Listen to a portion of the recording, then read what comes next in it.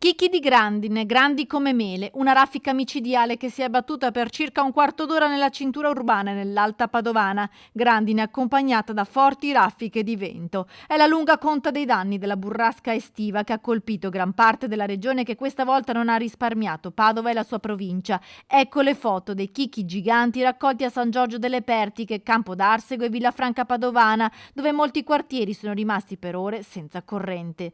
Danni alle auto e alle case, cruscotti infranti, tapparelle che sembrano investiti da una scarica di proiettili.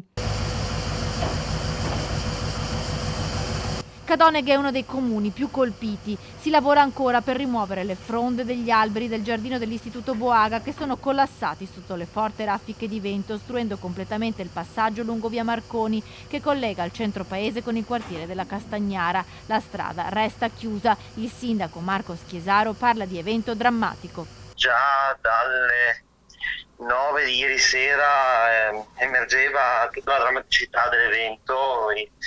È stato qualcosa di inaudito. Abbiamo finestre delle case rotte, coppi rotti, pannelli fotovoltaici che sono stati sradicati assieme ad alberi che contano più di 50-70 anni.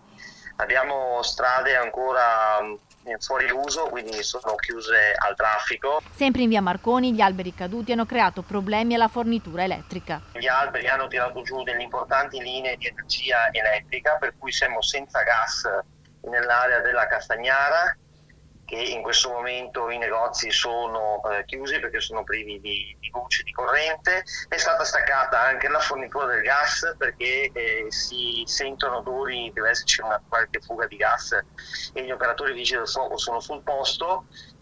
E poi abbiamo delle zone, delle sacche nelle aree agricole. Adesso mi hanno appena informato che in via Negrisia siamo ancora senza corrente. Centinaia le chiamate ai vigili del fuoco di Padova, che stanno ancora operando nella zona dell'Alta Padovana, in particolare a Cittadella.